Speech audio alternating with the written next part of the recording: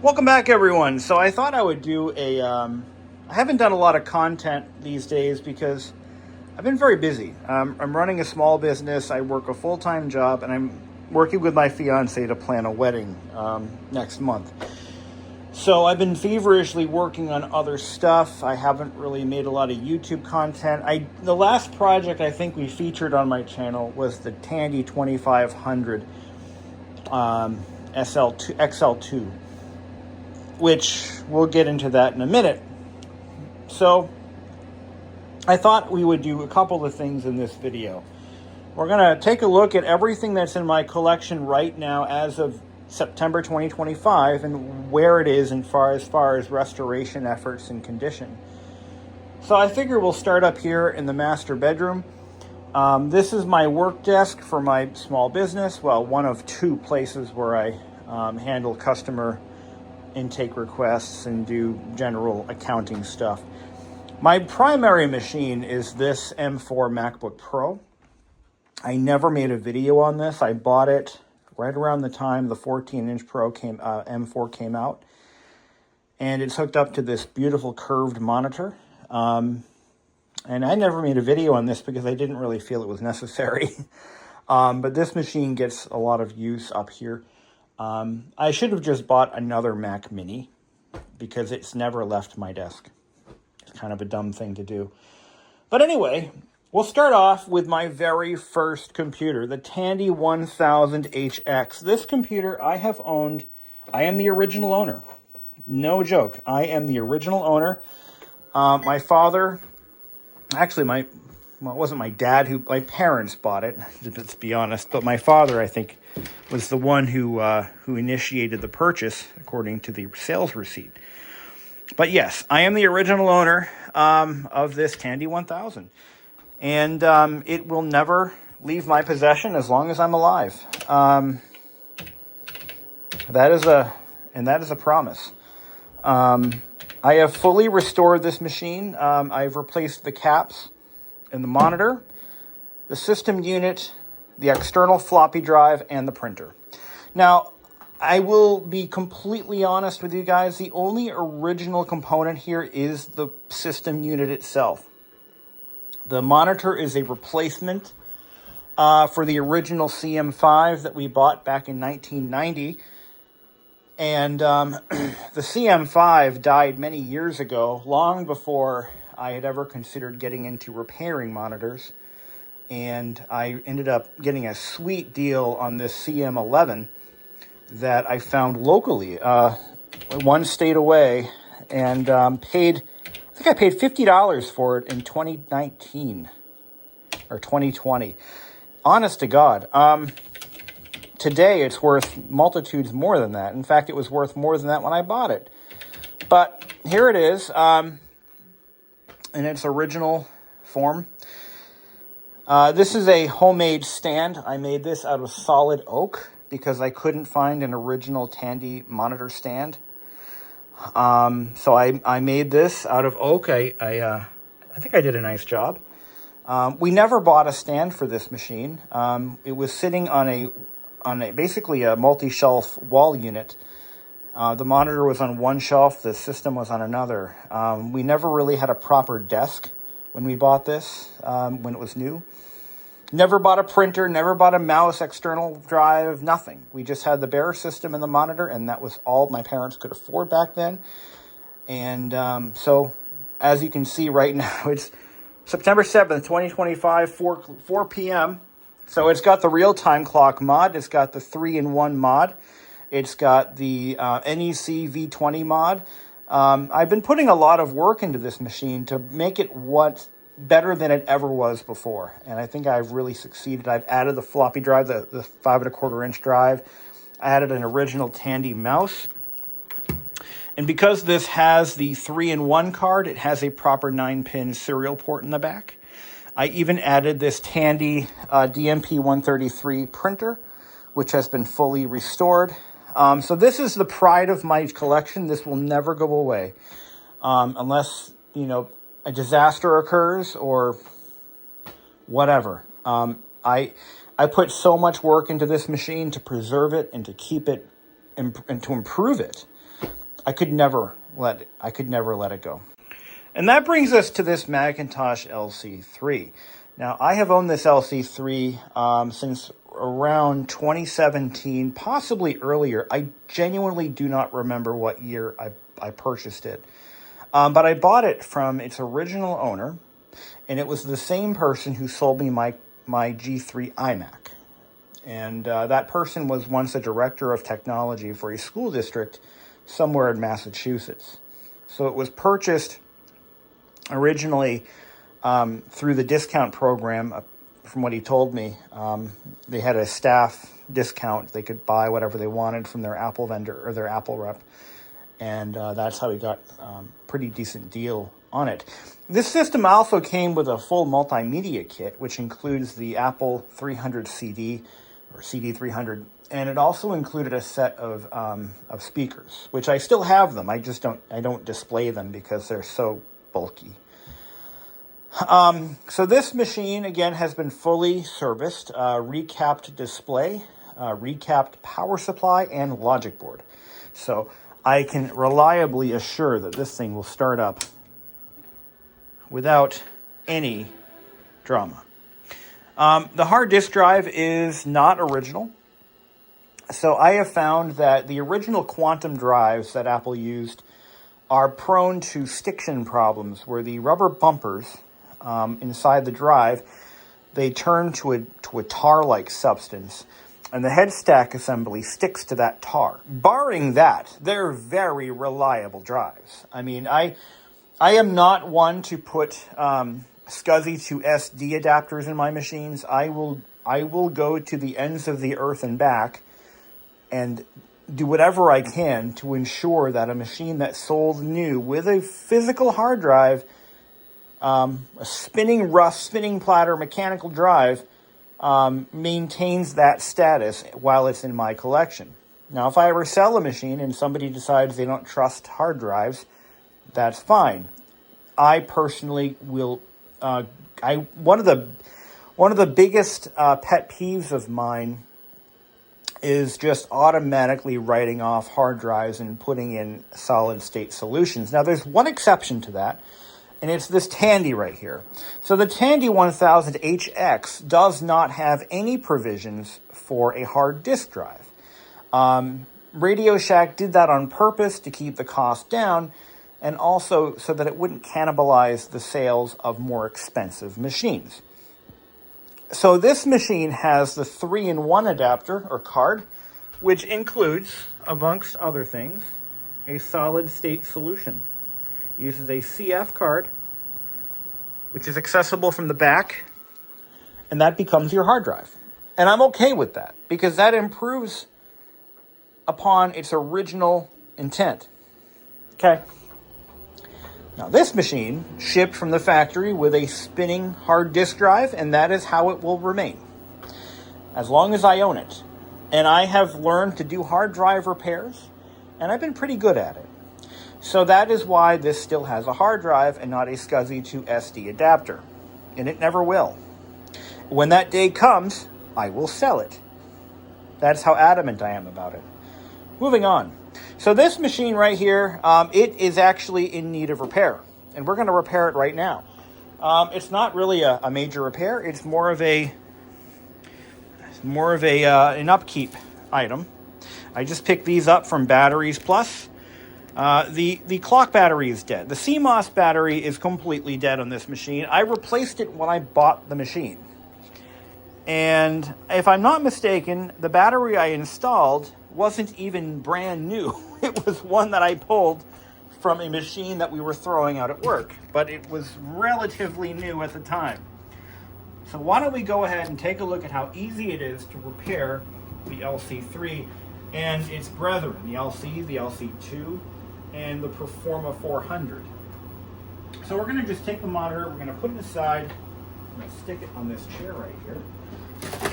Now, in addition to all the cap work I did on this workstation, this little pizza box machine here, in addition to all the work I did, I also retrobrighted the entire thing.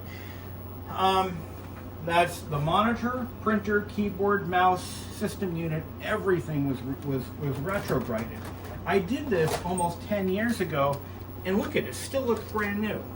It's held up quite well. Now, I did mention earlier that the original quantum drive on this machine had died of the rubber disease. And rather than repair it, I installed a more reliable, much bigger IBM drive. So Apple was using IBM as well as Quantum as their hard drive supplier. And I have found the IBM drives seem to be a little more reliable. They don't seem to have that problem, at least not as bad. Now this one right here has an old Tataran battery. As far as I know, these batteries are out of production, but you can still buy the Saft version. So this was recapped in May of 2018. So that's how old, that's how long I've had this. So that would have been just before I sold my condo, as a matter of fact. So this battery has a date of July of 2005. No wonder it's dead. We're going to put in a brand new one. So what's happening is it's losing its settings. What started out innocently enough, it started to lose its printer settings. So the chooser settings for the port, the serial ports in the back, those are controlled by, or those settings are preserved in PRAM. And if the battery dies, your chooser defaults the printer port to an AppleTalk port, and that creates all kinds of problems when you're trying to use it with a printer. Now I'm going to take a quick look at this board. Now this was one of the very first motherboards I ever recapped, and I'm going to show you some stuff. Now fortunately my soldering skills have greatly improved since then, but you can see I got this guy here at an angle, and I forget why I did that. But it is a reliable board. It has never really had any problems. But let's just put it this way. My plan... Oh yeah, I gotta... Hold on. So I did all this work without the proper equipment, and I hadn't really been soldering all that long. But I want to show you a neat trick. Now, part of the problem with these LC boards is the electrolyte that seeps out of these capacitors. It can get underneath chips like this one right here. And what you're going to do, if you don't have an ultrasonic cleaner, you should ultrasonic clean these, that's obvious. But what you're going to do is you're going to take a little bit of deoxit D100L, and you're going to drip it underneath those chips. I learned this trick while working on a customer's car stereo. I noticed it was intermittently misbehaving. The cassette deck was working intermittently, and I found that the controller for the cassette deck had a lot of corrosion under it. Now I could have removed that chip, but rather than shake the proverbial tree and cause more damage, which I really didn't want to do, and that chip was irreplaceable, I decided, you know what, this stuff eats oxidization. What the hell? We'll give it a try.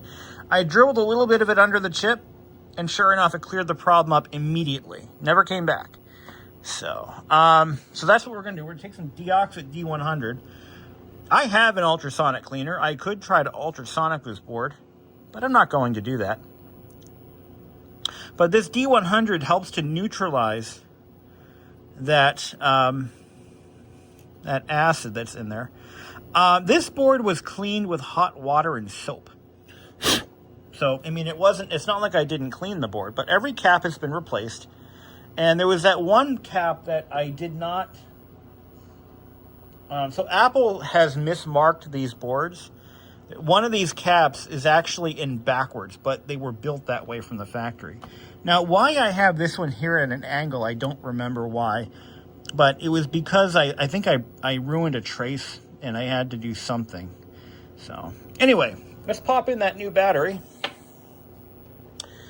with a production date. Now, this is the Saft LS14250. You can buy these at Batteries Plus, and let's see if there's a date on this. 24343B467. It's probably a date code made in France. So probably made in 2024 if I were to guess. Now that goes right here in the battery holder. And we're going to lock that guy down. We're going to put our Farallon network interface back in. Not that it's ever been hooked up to anything, but, you know, just go on one way or two. But yeah, this was the very first vintage Mac motherboard that I ever recapped. And it's still going pretty strong. Haven't really had any issues with this machine. Not since I recapped it anyway. So we're going to use this deoxit. And we're going to just let it do its thing. So that, you know, if it ever were to cock up a little bit, it won't. But it does work. Obviously, you should be either removing the chips, cleaning the pads. I'm not doing that. I'm just not going to do that. But this is a fairly reliable machine. I used it this morning, as a matter of fact, to print out a birthday card for my lovely fiance who just turned 37. So happy birthday. Oh yeah, not only did I recap the motherboard, power supply, monitor, I also did the floppy drive. So this machine was developing a problem where it would occasionally fail to boot up. It would just hang with a black screen. And I noticed that if I unplug the floppy drive, it doesn't do that. So I took the floppy drive apart and I replaced every cap in there. Sure enough, never happened again. So we're going to have a conversation towards the end of this tour. We're going to talk about the importance of recapping stuff, even if it works. It's that important.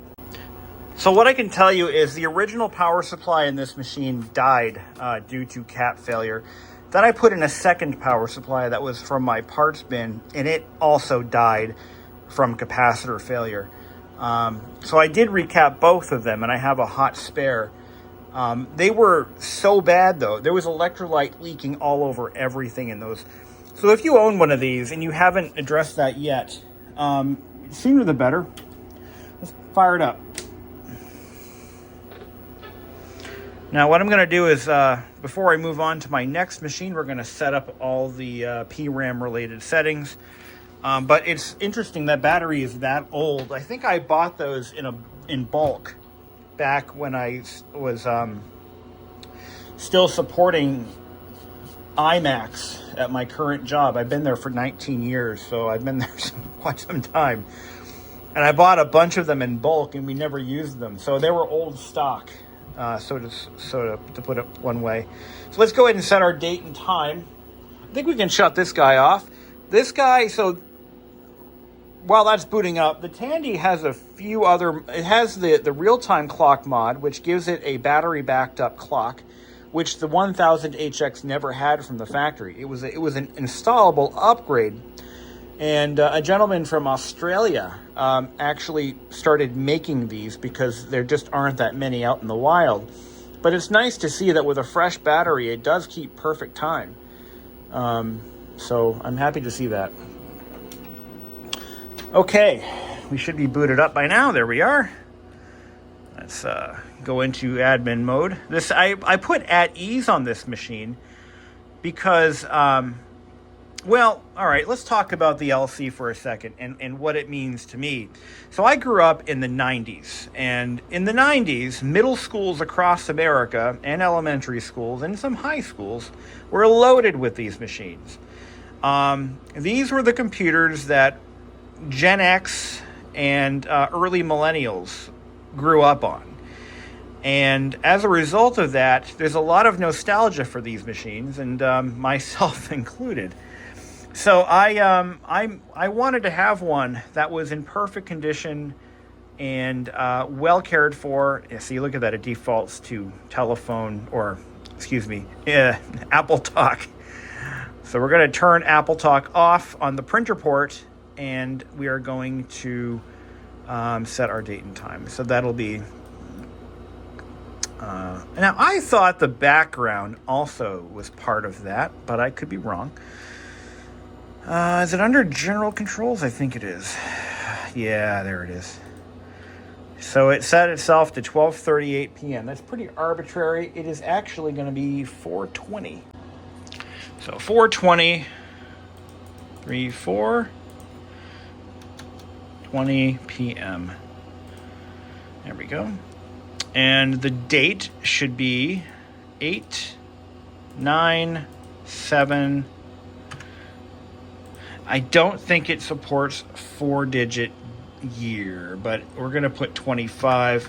It's going to think it's 1925 because of course it is. So there's that. Yeah, System 7 I don't believe allows you to use 4-digit dates. Date format. Let's see what it does. Oh yeah, it does. Actually, I think it does. Show century. Yeah. And okay. Yeah, see, what does it do if I put in 2025? Well, nope. Sorry, buddy. How high does it go? Let's see. Let's do 2000. How high does it go? Let's see. Goes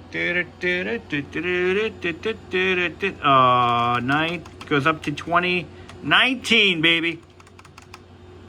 1925. Let's just stick with a two-digit. There we go. There, let's pretend it says 2025. So these machines do invoke a lot of nostalgia in many of us, and that's because this is what we used in our computer labs. This is what we may have written our first papers on. These were ubiquitous throughout the 90s and even in the early 2000s. I graduated in 2003. And in 2003, my high school still had Mac LC2s and 3s, still in active use. And at that point, these machines would have been somewhere around 10 or more years old. This LC3 was made in 1992, I believe. And yeah, so it would have been 11 years old by the time it was retired from active duty. So, yeah. Let's take a look at a picture that I threw on here. Oh, let's see if it opens.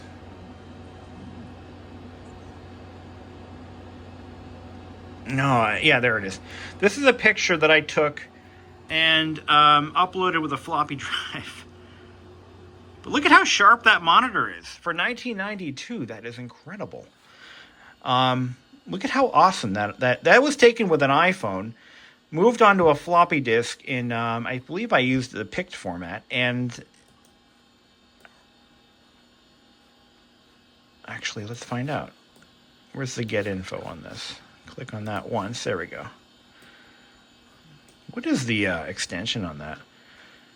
1.2 meg. It just shows as a PICT. So whatever. Anyway. That's pretty cool. Now let's go ahead and shut her down, and we're going to go move on to our next victim.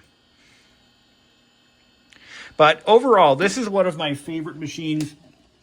And if I were to round up the computers in my collection that I could never get rid of,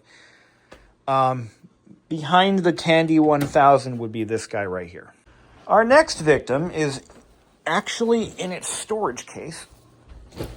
And if you know, you know. This is my Toshiba T3200SX. Now, this machine is one of those computers I had to buy multiples of because I made a mistake.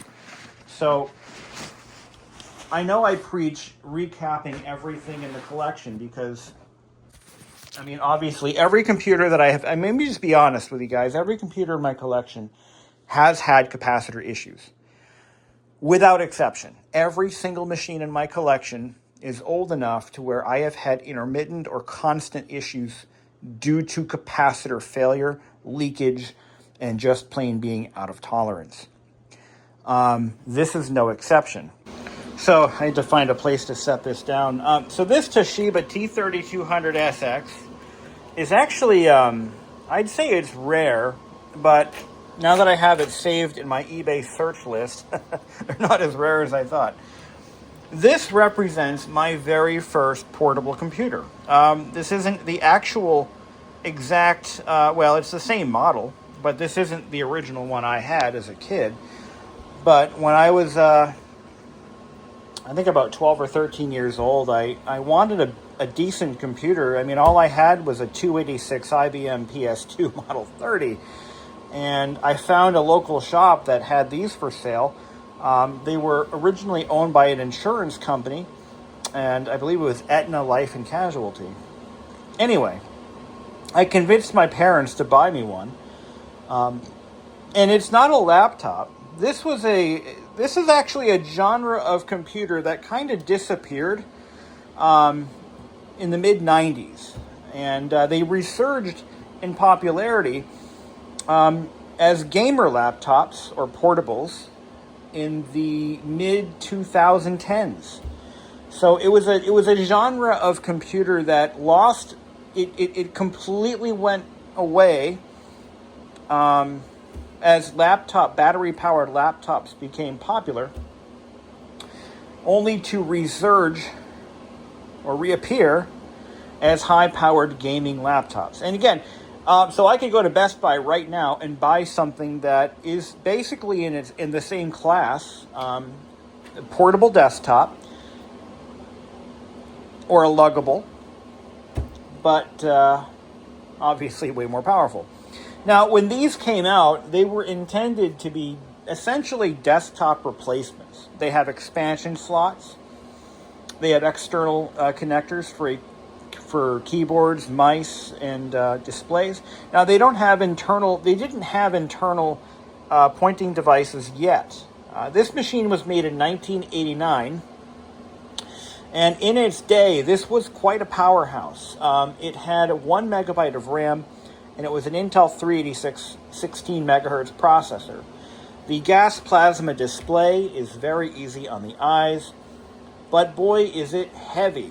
And it consumes a lot of power because of its plasma display and its desktop-like performance.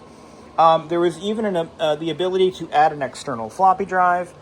I mean, it's quite a machine. And I had one in 1996 or I think it was 96 or 95. I had one of these. Same model, like I said. Unfortunately, this particular model of machine is notorious for its proprietary hard disk drive. So these used a bus-powered IDE drive made by Connor Peripherals. And I just happen to have a drive that works in this machine. In original Connor Peripherals, I believe it's a 200 meg drive. The original drive was a 120. And they also came with a 40 meg drive as well. But let's go ahead and power this guy up. So this machine has been restored by me. And yes, it had capacitor issues. What happened was the plasma display, while it was powered on, I had it open. And I saw that it uses a lot of not radial capacitors, but I can't think of the term right now off the top of my head.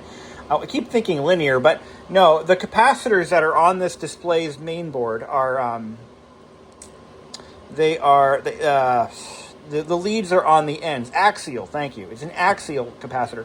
Well, a bunch of them you could see boiling out of the ends of these capacitors. So I went ahead and I completely recapped the display, and that went successfully well. Unfortunately, I got a little bit overzealous, and I did the power supply and the main board, and the machine wouldn't boot up after that. I couldn't get power. It was the power supply that I screwed up. Anyway, long story short, I managed to correct that by buying another T3200SX and having it shipped in from, I believe, Australia. And I was able to get this thing running. The power supply that's in here was recapped, but by somebody else. And I went over my workmanship. I could find nothing wrong. Everything was done correctly, and I don't know what happened. So, anyway, I fitted this guy with an external Logitech TrackMan portable. This is the exact kind of machine that these were designed for. And as we look, I have a couple of machines to show you, but I'm going to show you another one that has a custom branded version of this. So this machine is up and running. Everything on this thing works perfectly fine. There is nothing more to do except enjoy it, which I clearly am not doing. It's just sitting in its case collecting dust. The original Connor hard drive melted. All of the gaskets and seals melted and dripped out the back of the machine. I have never seen anything like that before, and I hope I never see it again. I don't know what caused it, but I've never had a hard drive do something like that. So it was a bit of a cleanup job when I got this thing up and running again. I paid a lot of money for this. I probably have around $400 to $500 into this machine as it sits, both in repairs, upgrades. The memory that was used in this model is proprietary, but you can take other 30-pin SIMs and modify them to work, and that's exactly what I did. So I brought it from 1 megabyte to about 7. Wasn't easy, but I did it. It is on its second clock battery since I bought it. The battery that's in here now is actually 2 SAFT 3.6 half AA's wired in parallel. So should last a little bit longer. The original the battery that I put in when I bought this, I think it lasted a year. So maybe I'll get 2 years out of it this time. Who knows? If borrowing that, I may just... So these won't boot without the batteries. Well, they'll boot, but they're kind of a pain in the ass to get running. So let's go ahead and see if it's holding its clock settings. Let's do that real fast. But I love this machine because it was hard to find, first of all, hard to get in the condition that this one is in, and it was also, one of my favorite machines growing up because, it just was. All right, clock. What do we got? There we go. Let's open the clock here. Originally, this would have run something like MS-DOS. The time is a little off, but it's an hour off. We're going to fix that. That's daylight savings time, by the way. It's set to the wrong DST settings. Well, we can fix that. All right. What was I getting at? Oh, yeah. So, this is a very difficult machine for me to acquire, but it was my very first Windows machine. When these were new, oh yeah, that's what I was getting towards. When these were brand new, they would have run DOS 4, and it would have had Windows 3.0 if it had Windows at all. So, anyway, moving on. Now, this next machine needs no introduction. This is just a bog standard first-gen iMac. Actually, I'm lying to you. It is a second-generation iMac. It is still a tray loader, but it is a revision B. And it was an early revision B. It still has the dual headphone ports, and it still has the infrared port. The infrared port was designed, I believe, for the Apple eMate to communicate wirelessly and transmit data. But the dual headphone jacks was a feature that was primarily for its intended audience. This computer was marketed towards schools, and very heavily. And it's easy to see why. It's a friendly-looking machine. It's gorgeous. And it was definitely a trendy style and color scheme for the early 2000s and late 90s. If you watch Drew Carey, you're going to see a lot of products that Apple produced from that time period intertwined in his show. The first-gen iBook Blueberry is featured, as well as the original iMac. In fact, I believe in one season, all the computers... Mimi's computer was replaced with a grape iMac, the purple one. Anyway, this is a machine that I had to have. I bought it from the same guy that I bought the LC3 from. And I haven't done a whole lot to this. It is probably due for a cap job, but it still runs really well. I'm afraid to do caps on this machine only because of the complexity in doing so. There are a lot of surface mount caps on this, and the analog board is a bitch to get to. Almost impossible without breaking something. So I eventually will gather up the nerve to do it. but the plastic on this machine is so brittle, I'm afraid to fuck with it. Let's go ahead and turn it on. I'm going to do a battery on this one too. It's definitely due for a battery. We're going to get that done. The thing is, you want to make sure that you're maintaining your collection, and that does include replacing batteries, and that's just part of the responsibility of the classic computer owner. This still has its original 6 gigabyte hard drive. You can see the display is probably in need of a recap. It actually looks all right, but depending on how you look at it, it's holding its own. And this is the late 90s was not a terrific era for capacitors. Now, this machine was actually built in 1999. The original iMac Rev A came out in 1998, I believe early 98 or mid 98. So it's not that far removed from the very first launch edition versions. But configuration-wise, this was one of the base model educational configurations. I think it had about, I think it only had about 8 megabytes of RAM. Or no, it wasn't that low. It was like 16 megs, I think, was the base configuration. But it does have the original 6 gig hard drive. Now, is it keeping time? It is actually keeping time. It's not dead, but we're going to change it out anyway. And I'm going to show you how to do that. It's real easy to do on these. Let's shut it down here. Uses the same half AA 3.6 volt battery as all the other Macs are known for using. So let's unplug all the stuff. I love these iMacs, I really do. So I may have already changed this one. I'm not positive, but we're going to find out. So you have to use tools. Unfortunately, the first gen iMacs, the tray loaders, they do require you to remove this bottom cover. It's one screw that holds it in place, and we're going to need some light. Camera's action. You know, it's funny. I grew up in the 90s, and that was when Apple wasn't cool. So Apple, for the most part, was not considered, to be a hip and cool company. Their products were considered to be inferior to Microsoft Windows based machines, and I didn't know anybody who owned an Apple product. When I was growing up, we all had PCs, Windows, DOS. It was a PC world, and Apple was, we thought they were going out of business. We all did. Everyone thought they were just circling the drain, and their products were what you used in school. They just weren't considered to be desirable, likable, or relatable. So getting the first gen iMac apart comes in 2 stages depending on what you're trying to accomplish. So the motherboard, for example, slides right out. That's the entire computer, and there it is. So you've got your motherboard, your optical drive, your hard drive is underneath the optical drive, and all of the expansions and everything else that's required to keep this thing up to date. It's all right here.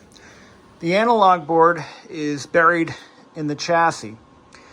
So Apple did this as an intelligent way to allow for some basic repairs and maintenance and upgrades without exposing the technician to high voltages.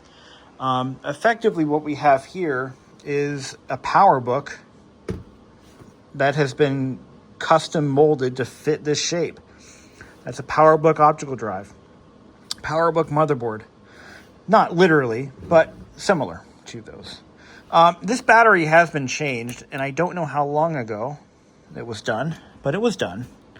Let's see if there's a date code on here. Made in France. 07317. No, I don't know. I don't know how old this battery is. No idea. 7A417. Doesn't really seem to make a difference, make any sense.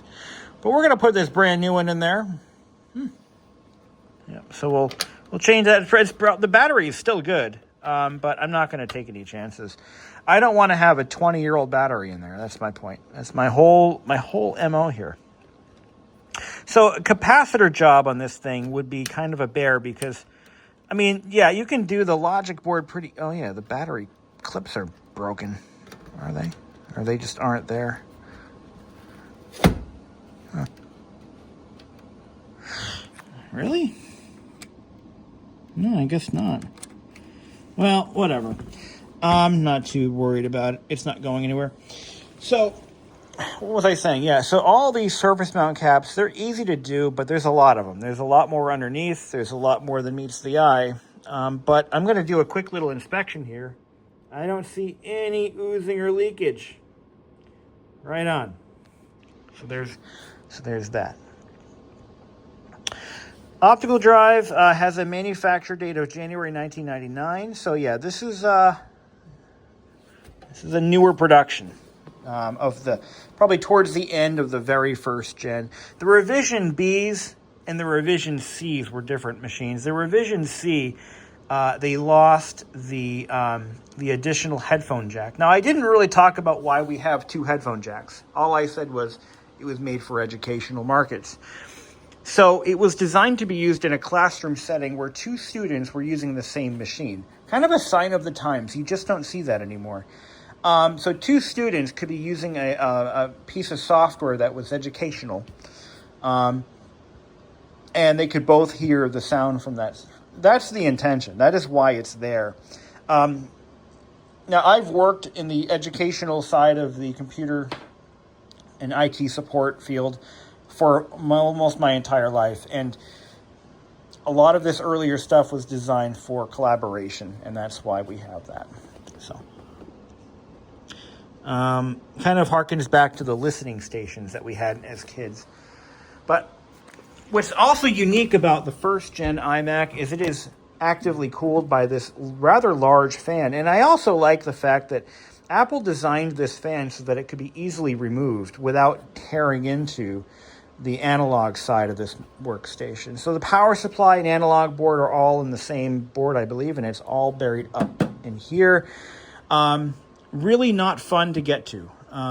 The thing is, you have to be very careful. You're gonna break something, and I just don't want to do that. But I'm gonna keep it as long as it works, and then when it dies, I'm gonna go and I'm gonna dive in. I'm gonna do my best. Not a fun job, though. But it was because of this cooling fan, however, that these first-gen iMacs lasted longer than the second generation slot-load iMacs. Steve Jobs didn't like cooling fans. So it's really a shocker that this snuck out of the factory with a cooling fan because he hated them. And this was the machine that saved Apple. Wild. If it wasn't for the success of the iMac, Apple would have failed. And we would all be using Windows phones. So, you know, if you like your iPhone, thank an iMac. Because if it wasn't for the iMac, there would be no iPhone. If you really think about it, that's where things would have gone. Let's get this back together. And yeah, I don't think this battery is at all bad. I'm replacing it because we're here. Let's do it. All right, so I want to once again show you guys how this was put together. It's just so surreal to see something like this in an Apple product. You've got like literal, connectors like these that you would typically find on the outside of a computer. This is your display connector. You could actually, I believe, you could hook up an external monitor by just ditching this cable right here. So this is going to be, this is your power right here. This here is, I don't know what that goes to. One of these goes to the speakers. So one of them is speaker audio. I think it might be this one. It's going to be your power connector, your speakers, your status LED, because back then Apple still believed in letting users know what their computer is actually doing when it's not doing stuff. But this is definitely a typical Apple display cable. It just plugs in right here. I mean, you just would never see something like this in a modern Apple product. I mean, the whole game has changed, of course, as it often will over time.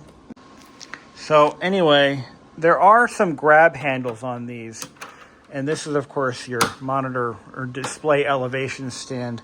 Resist the urge of grabbing these. Don't grab them. They're not strong, especially not after this many years. This one is supposed to stay flat, but it no longer does. I think somebody may have grabbed it by this handle at some point, and it doesn't.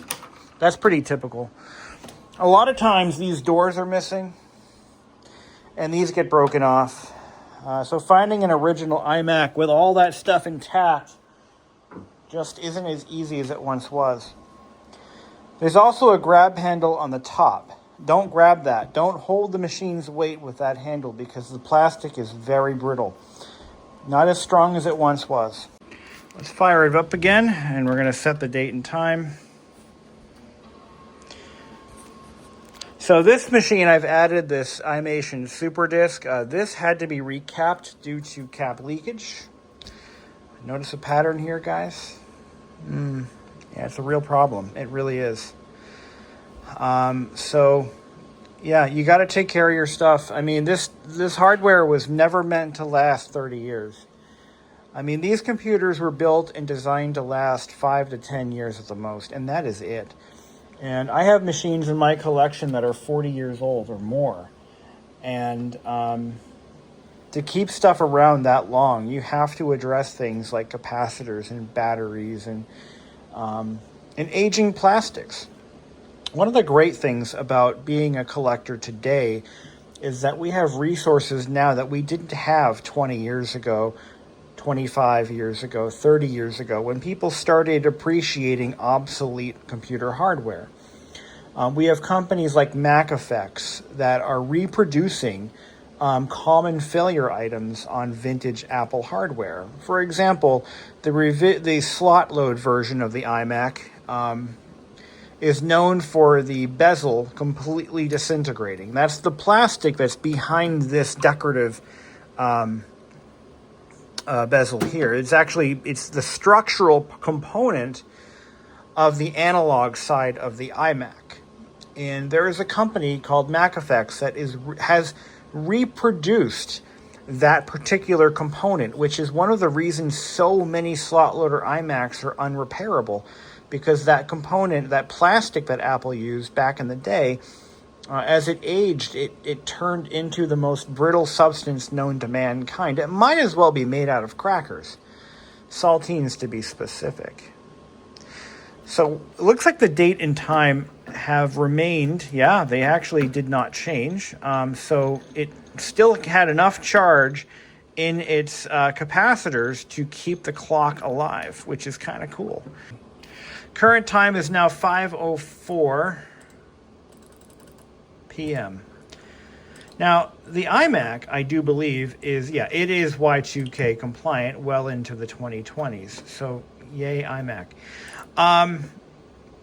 Now, again, this machine I have now had since around 2017. I think I got this a year before I got the LC3. And the guy remembered my name, so when he wanted to sell his iMac, he's like, "Hey," or his one of the two anyway. When these first came out, I was 14, and I made fun of these. I really did. These slot loader, these little flimsy drives. I'm like, oh, that'll never take off. Apple's screwed. These machines are going to fail, and no one's going to buy them. I was dead wrong. These machines absolutely saved Apple from sudden death. If it wasn't for the success of this era of Apple, again, you would have no iPhones today. We'd be using BlackBerries and Windows phones right now. But because these were so damn successful, Apple was able to rebuild itself and rise to the top once again. But even these keyboards, the hockey puck Now, you know you have an original hockey puck mice if there is no dimple. This is an original hockey puck. Shortly after these came out, Apple was under severe criticism for designing such an ergonomically inept mouse. So they added a little dimple to this button before they finally redesigned them into the soap bar shape that we all know and love. But this is the original one. It has a two-color ball. It's blue and white, like that. So when you look at it, I mean, everything about this machine screamed, "I am a toy."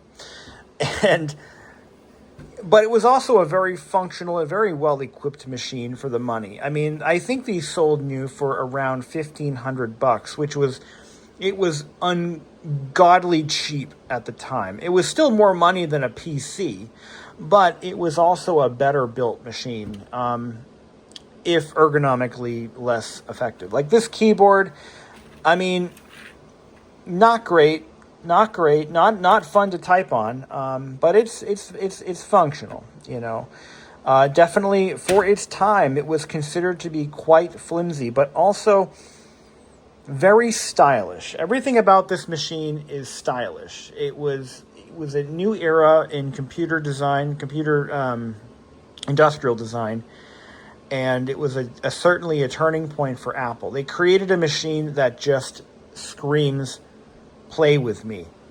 I can't put it any other way. And you can't help but wander over to it, you know, when these were up on display in the Apple dealer stores. I mean, they just, how could you ignore this? I mean, it was so different and so radical and so colorful.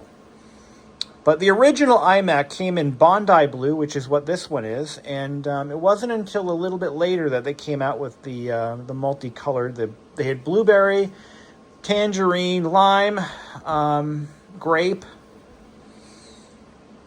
and there was a pinkish color. It was like a ruby. It wasn't the ruby red that the slot loaders came in, but it was a kind of a pinkish color. I have the original poster folded up somewhere that I intend to have framed, and I want to put it right here.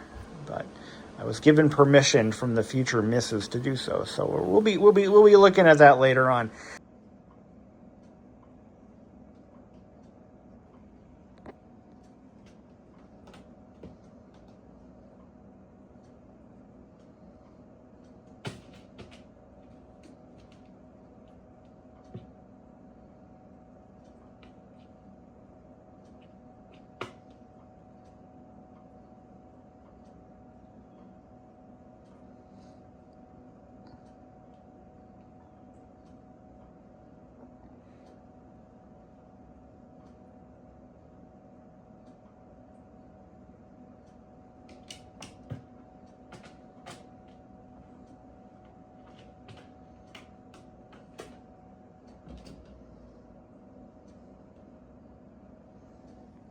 So we're down in the basement in the office, and I want to show you two machines. One of them is my Mac Classic.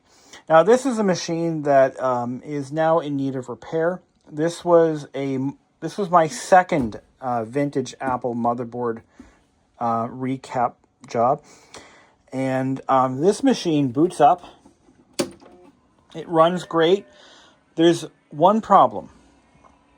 The analog board is dying. And I mean dying. When you read and write to a floppy disk, the display dims and shakes a little bit. While it's running, occasionally it'll just start to, you can see the display is just going nuts. There's not enough power to power this machine anymore. It's really quite something. It needs a motherboard recap job like there's no tomorrow. It's the only thing that hasn't been done to this machine. This is actually a unique Mac Classic. This was originally the Ultra base model. 1 meg of RAM, no hard drive. I didn't realize it until after I cracked it open that I found out that the hard disk drive is actually a kit that you would buy from a dealer and have installed or install it yourself. So the original machine didn't even come with a hard drive cage. So the cage that's in here is from that kit. So somebody got a screaming deal on this machine and then later upgraded it. And that's what this is. So I will be ordering a cap kit for this. This machine is in fantastic condition. Unfortunately, I did break the keyboard. There is, one of these I broke off. Yeah, this one right here. I broke this off, so I need another keyboard for this. I'm going to fix it correctly. And that really sucks because I don't want to deal with that right now, but eventually I'll get to it. So I got to find another keyboard for parts. It is what it is. I dropped something on it. That's what happened, and I'm not happy about it, but life goes on. So, yeah, I could fix it. I could break. No, I want to replace it with one that's not broken. But anyway, this machine is currently, I think it's got 4 megs of RAM. I think I bumped it up to 4. And it's a good runner. It's in good cosmetic condition. There's one spot here where there used to be a school badge from where it came from originally, and I've tried my best to use acetone to kind of wear that away. I've been using this as a bridge machine, believe it or not, when I was working on a machine that is not currently here, my Macintosh 512. I needed a machine to make discs with, and I used this guy right here. So we're going to get this apart in another video. I'll make a video of this. I'm going to get it apart. I'm going to recap the analog board, and we're going to change all the caps in the floppy drive. Those have not been done, and we're going to do the analog board. So until then, it's just going to, this is all you're going to see here. But the display is nice and bright with good geometry. So we have a machine that's worth saving here for sure. There's no burn-in. This was a good find. I traded an OmniBook for this. An HP OmniBook 800 is what I traded for this thing. I don't know what it has for a hard drive. Let's take a look. It's looking like it is a size 22 megs on disk. 20 megs on disk. It is, I think this is a 200 meg drive, actually. Hold on, will it show me the available space? Come on now. You gotta figure this out here. Do I have it set? Yeah, 15 megs of it. Oh, wow. Okay. That's a 40 meg drive in this guy. I didn't realize it was so small. It's only a 40 meg. I have bigger drives to put in here, but I'm going to leave it as a 40 meg because, well, that's what it came with. 4 megs of RAM, 40 meg drive. Not bad. Now, this is my Apple IIgs. I got this. Now, this was actually an original machine from where I currently work. It was bought new in 1980, I think it was 88, I determined. And so, because it came from a school, of course, things are kept forever and ever. At least that's how it used to be. And so it came from a school, middle school to be exact. Let's fire it up. I have a whole stack of drives here. This thing is pretty well equipped. Monitor has been fully recapped. Power supply has been fully recapped. Floppy drives are untouched. I haven't done anything to the floppy drives, but I need to. They're next on my list. The display actually improved very slightly after the recap. The contrast had improved a noticeable amount. And why is it not booting? What's going on here? Why am I not getting a blue screen? Is it not hooked up? I don't think it is. Let's take a look. Yeah. Well, that'll do it. Let's hook that up. That'll do it every time. I'm like, oh no, it's broken. No, it's just not hooked up. There we go. Oh, look at that. So yeah, I very recently recapped the entire system, and it was worth it, for sure. None of the caps were actively leaking, but it was unreliable. Occasionally it would boot up to just a messed up display, and after a recap, that never happened again. So Again, it's important, guys. You capacitors. That's what goes on here. Capacitor work. And that's all I do these days. And it has saved so many electronic components and devices by doing this. It's worth doing, and it will ensure that your stuff lasts and lasts and lasts. You can even recap mice. I had to do this one, I think. I don't remember which one I did. Now, the Apple IIgs is not my favorite Apple because it's just as slow as an Apple IIe. I mean, it seems to be quite slow. And Apple really asked it to do quite a lot for very little hardware. I feel that the Apple IIgs was kind of doomed from the start. I mean, it's not a very fast machine. It takes forever to load software. And its performance is just pitiful. And this is kind of, I think, it was done on purpose. Apple didn't want the Apple II to take away sales of the Macintosh. So they handicapped it at every step. I mean, it really could have benefited from a faster processor. And Apple deliberately did not offer a hard drive for the IIgs, although there were some third-party solutions. But from the ground up, the Apple platform was never intended to be taken seriously after the Macintosh was created. And it was meant to be more of a consumer educational machine. So, I mean, you know, I give Apple credit for allowing the IIgs to have a better graphics and sound processor than the Mac, or not better, but you know, it had a greatly improved video and sound experience. Unfortunately, they just handicapped it by not allowing it to have a faster processor, by not allowing it to have an external hard drive, although it still kept the internal expansion that the Apple II was known for. We've got a stack of 4 floppy drives only because we have them. I wouldn't normally have that many floppy drives, but it is nice to have. But you could do that with your Apple IIgs. And I have a printer for it. I've got an image writer too right there.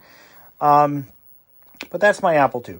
I've done a lot of work to this machine, and I'm quite happy with it. But I just don't find myself yearning to use it because it's just so fucking slow. So now we get down to these 2 workstations. Now this guy right here is the OG, the original Windows 98 PC. I made a bunch of videos on this thing. I got it for $1 at Savers. And that was over 10 years ago, maybe longer, I don't remember. But she still runs. This needs a whole going over. It's been very temperamental. It crashes a lot. And you know where I'm going with this. I know what it needs. Oh, the clock battery's dead. I got to put a clock battery in it now. So maybe we should do that. I think it's just a CR2032. But we'll put a battery in it, and hold on, let's do that. I haven't been in this machine for some time. It does have some new old stock parts. This iOmega drive here, is that an iOmega? Yeah, this was new old stock. Brand new when I put it in just a few years ago. Doesn't have the audio cable though. I thought it did.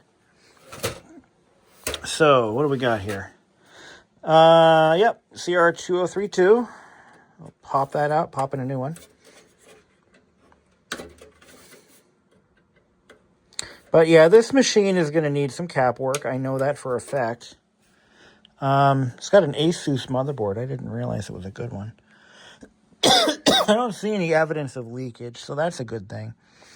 But I've had this thing for a long time. Is it socket 7? It is a socket 7. How do you like that? Let's grab a battery. I know I just bought a bunch of them. It should be my battery box. Oh, wait a minute. You know what? I just put a battery in a motherboard that I'm going to probably scrap. If I can find that motherboard, I can pull the battery out of it and use it.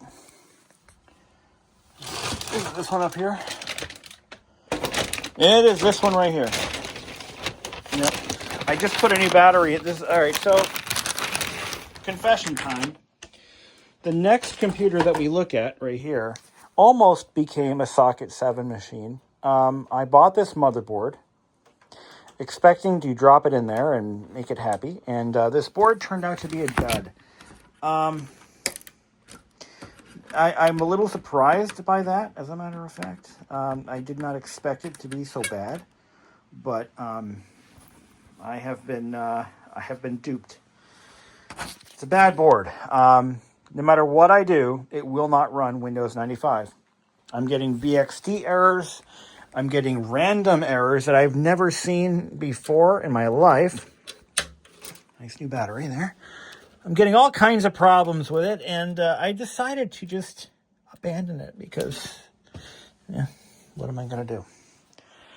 So we'll get rid of that battery. So we have a new clock battery here. But let's take a look at what's in here for hardware. This is a new old stock sound card, I think. Is that? No, it's not the one I thought it was. It's a genuine CT 4750. Nice board. It's running a Pentium 233 or a 266. It does support PC66 RAM. That's kind of nice. It's got an S3 graphics card, Diamond S3 from 1996. This machine was built in 1996 originally. The original build sticker is on the bottom. It was originally a 166 MMX. It is now a 266. 32 meg of RAM, 4.3 gig hard drive. Now that 4.3 gig drive is now in that thing right there. So it's still around. 4 meg video card. Nice. EDO RAM, 32 meg. I think she's got 128 now, actually. Runs Windows 98 really well. This was a new old stock hard drive, I think. I think it was. But yeah, she's a good little machine. She just needs a little bit of work. So let's put the cover back on. Here we go. Let's fire this guy up. New battery and all. Oh, I didn't hook up. Oh, I did hook up the keyboard. Okay, good. Now this has a new old stock Microsoft wireless mouse. Believe it or not, they exist. This mouse is from about 1999 or 2000 or so. Is there a copyright date on here? May even be 2001, but this is an early product. It's not the greatest. It's probably the worst mouse I've ever owned. Let's run setup. Let's see what we got. Auto. Floppy drive B should be a 1. I think it's actually a 1.2. I'm not really sure.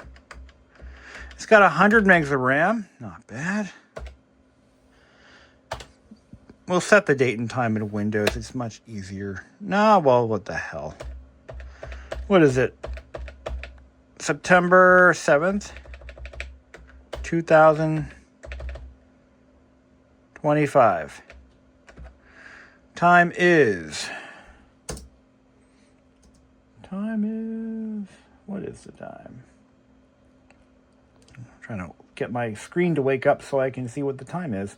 5:32, which is in military time. So that would be 13, 14, 15, 17. 17, 32. Okay. All right. Let's do the auto detect, make sure it's all good to go.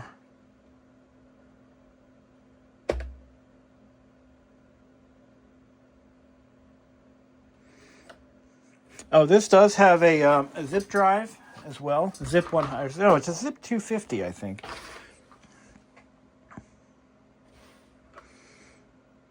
Oh, I didn't hit yes. I gotta hit yes. I gotta do that again. Come on.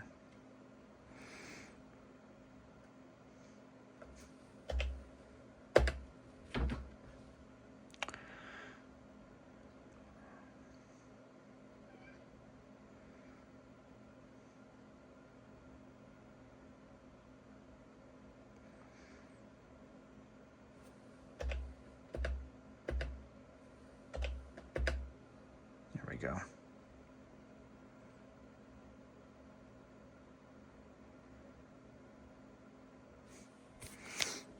I think that's good.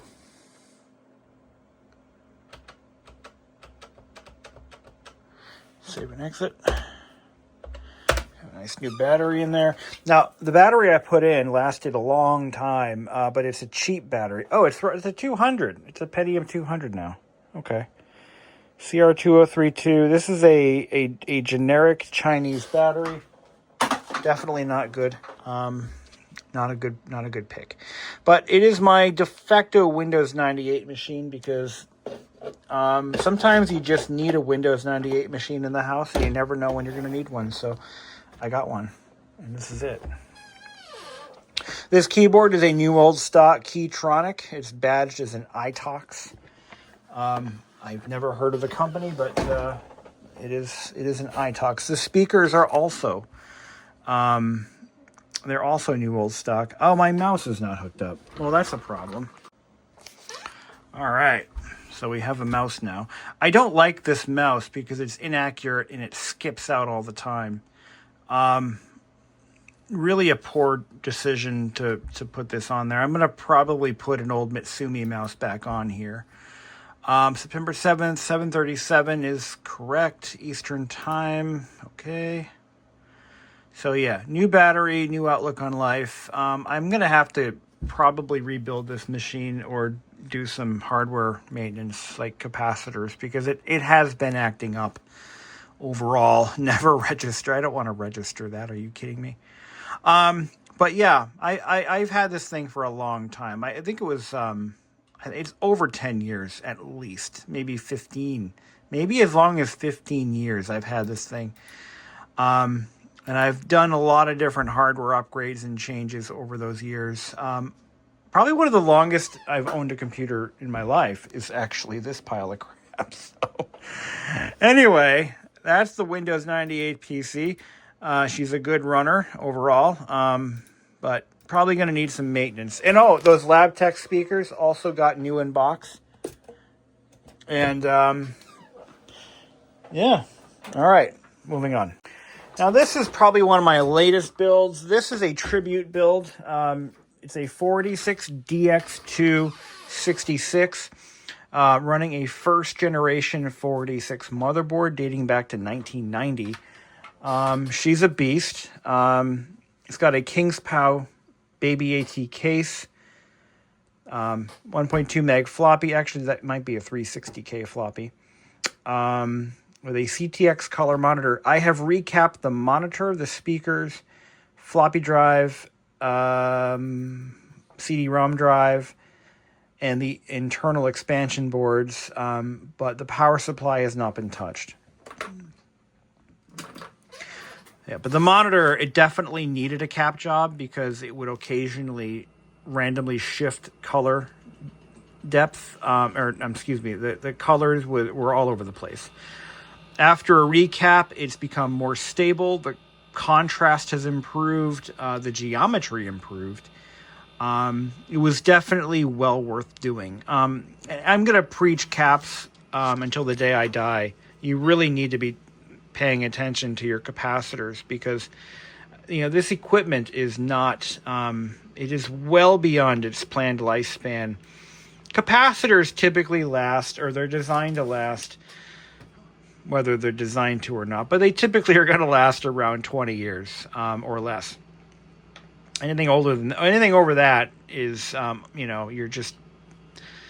you're playing with fate at that point. So, yeah, I recap everything that comes in this door now. Every single piece of hardware that's over a certain age. It just automatically gets done.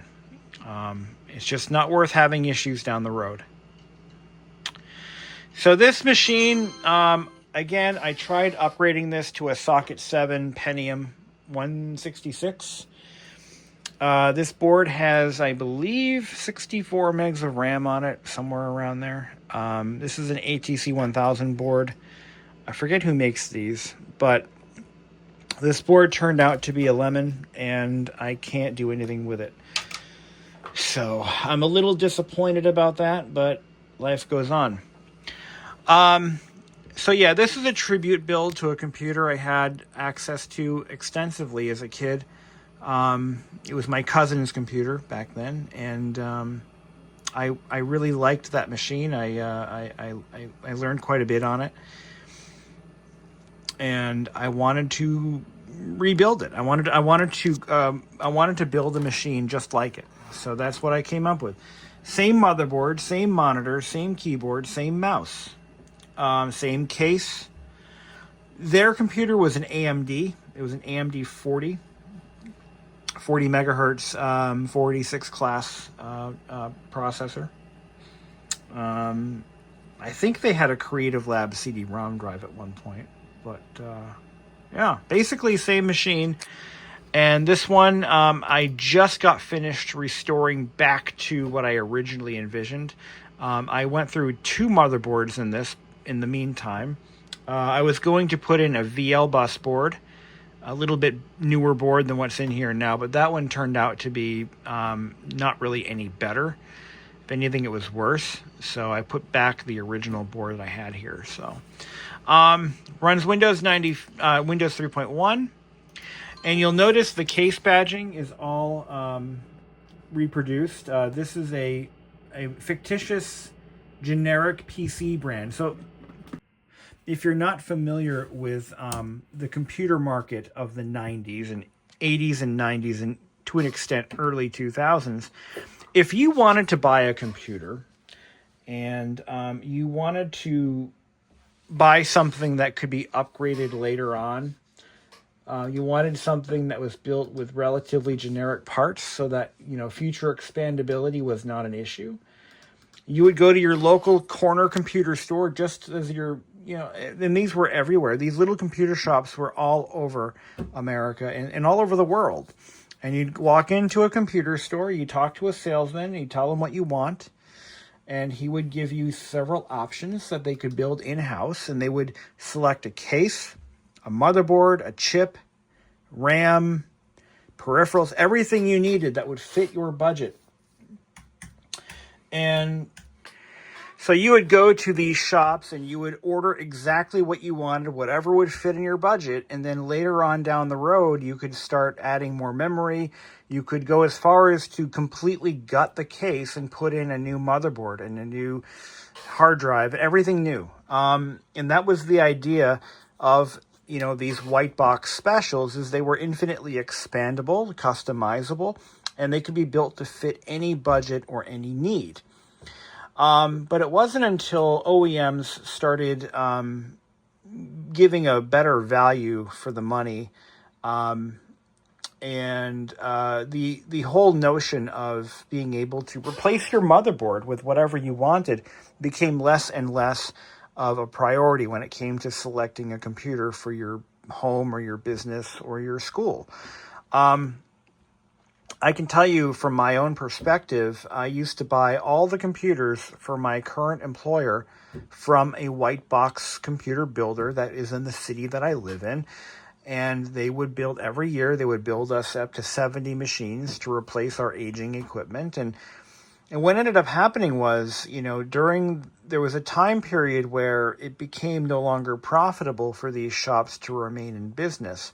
The OEMs are providing more and more value for the money, in addition to a national brand that you would know and trust, like Dell or HP or Compaq or whatever. And then the shift became less and less focusing our equipment on Windows PCs and more on Macs and Apple products. So there became a point where it was no longer advantageous to either buy from a shop like this or to own a shop like that. So the landscape completely shifted in the mid-2000s to where it just these white box vendors just started dropping like flies. Now the hardware that they used was a variety of levels of quality and equipment. So, you had white box builders who could build you something very cheap or something very nice, depending on what your budget was. And And this computer is meant to kind of harken back to those days. This is one such machine. And these CTX monitors were also very commonly found in these little local computer shops. Sometimes they would be rebranded as, they could order these with custom badging. So it would be like Jack's Computer Shop monitors and Jack's Computer Shop cases and keyboards and mice. And so there was a lot of neat stuff going on back then. It was once an industry that you could make money doing and involving yourself in. But that is no longer the case. There are almost zero shops left that I know of that still offer this kind of a service. You can build a custom PC, but there just isn't enough business to necessitate owning a shop building PCs. Maybe there are. Maybe there are some out there that you know of that still do this. But most of the white box or generic computer building is aimed directly at PC gamers and hobbyists. It was once a mainstream thing. So the case badging I got from geekenspiel.com. And this is the actual badge right there, $3.49. And I also got reproduction Windows 3.1 and Intel stickers to match the what would have been found on a case at that time. And I put those on there as a reminder of what this machine really is and what it stands for. But no new old stock parts went into this guy, unfortunately. It's all older refurbished hardware, and it's been very reliable. So I like having this here as a reminder of where we were back when things were better. Now I want to show you one more machine that's in my collection, and it's this guy right here. This is a Tandy 2500 XL2. It has been featured in my latest batch of videos. This computer has cost me more than it cost me my soul to rebuild this thing because I had to acquire some replacement hardware that is very hard to find. I basically, at the end of the day, I purchased another monitor and an entire system to restore this one, and then some. I had to find another CD-ROM drive to use for parts. I had to find another floppy drive. I had to find another case. I had to find another monitor. Everything had to be replaced. I mean, it was a nightmare. This thing was a nightmare to bring it back to life, and but I accomplished it. I did it. I got it done. And here it is. It's running Windows 3.1. This is a 286, and I swear to God, it is the fastest 286 I have ever encountered. Oh, and it has built-in sound. How do you like that? Built-in wavetable sound. Isn't that great? It doesn't do MIDI, but it does do audio. What am I trying to say here? Analog audio. But anyway, look at it. I mean, it is such a good running machine. It's fast. It's just, I'm impressed by this machine. I'm more impressed by this workstation than I am by anything in my collection in terms of what it's capable of doing, despite having mediocre hardware. It's still running its original 50 megabyte Quantum. Now, this is an example of a hard drive that I have repaired. I'm going to show you what it sounds like. So, hold on. Let's exit that. Yeah, I want to exit that. I want you to listen very carefully, and I'm going to tell you what you're hearing. So, all right, I'm going to put the phone right here. All right? Yeah, shut it down. Okay, here we go.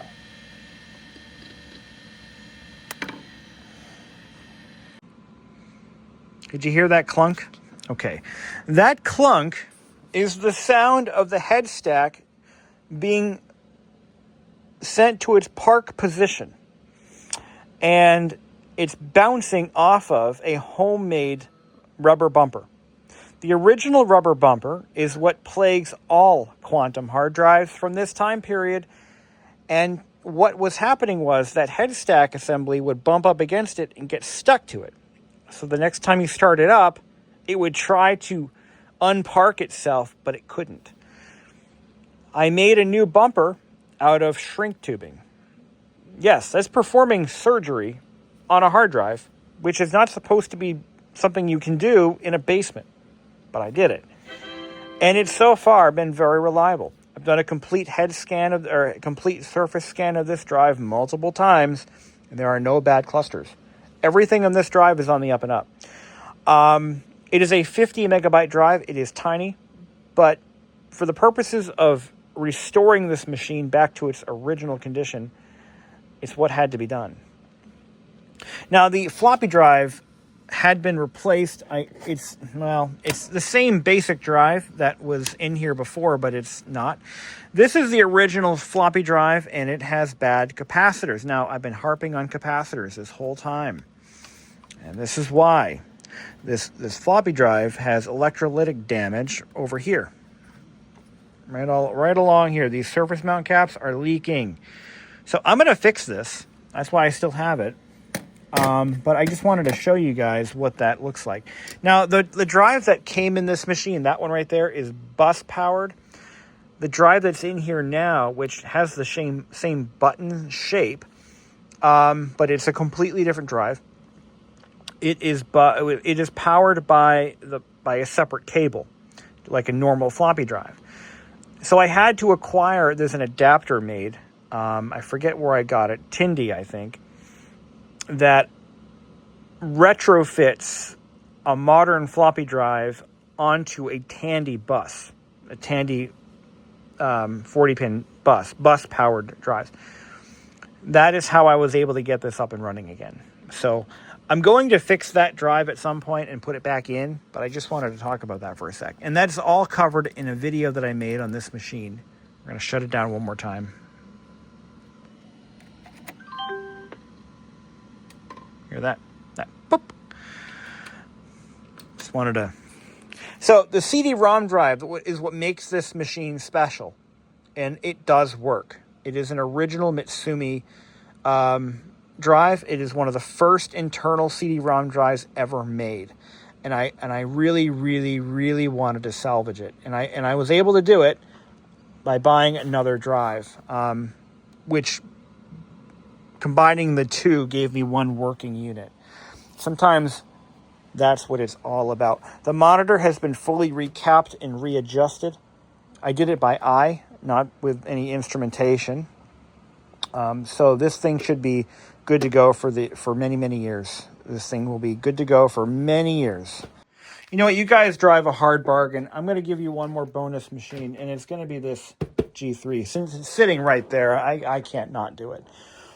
I want to talk about these for a minute. I remember when these came out, they were the talk of the town. Apple made waves with that new iMac, and they followed it up with this. These machines were so fucking cool when they came out. Even Mac haters secretly loved these. You know they did. You know you did. The problem with these is the plastic that they were made out of. Now this was just from sitting. So what's happened here is the plastic has shrunk in some spots, and it creates stress points. These back covers, I don't even know where I can get one that's not cracked. The first thing that would go on these were the handles. The plastic would crack, develop little micro fissures all over the place. Still intact, still be able to carry the machine. There's a metal frame inside here. That's what carries the weight of the laptop. But these little fissures, this is a cover. This is not a major part. This is just a cover. It's not structural. And then as we work our way around it, underneath, we got no visible cracks underneath. These were so wild when they came out. So it's made out of a polycarbonate, and it is rubberized. So the entire machine has a rubberized coating. Where you see blue or color, it's rubberized. This is hard. This is rubber. The Apple logos, generally the leaf would fall off. And there's a guy making replacement Apple logo leaves. Believe it or not, there's a market for it. These are one of the first laptops that you could buy with like a 6-hour battery life. They were crazy. There's no cooling system in this machine. No fans. It's a G3. It's a G3. I think it's a 266 or a 233 G3. So similar to the iMac, all passively cooled. Look at the size of this trackpad compared to what they are now. Nuts. This one has developed some cracks just sitting on my desk, just not doing anything. I got this. The power button is starting to crack. It's it's nuts. These cracks were not here when I got this, but they are now. I actually took a soldering pencil, like this one right here, and I went around it to try to seal up those cracks and prevent them from growing. Believe it or not, it worked. Let's see. Otherwise, the battery still takes a charge. It's not the original battery, by the way. It's a replacement. Everything on this machine works. It is remarkably reliable. The keyboard opens up to reveal the airport slot. So yes, this has an airport card in it for wireless. One of the first, I think this was actually one of, if not the first laptop that you could buy with wireless built in.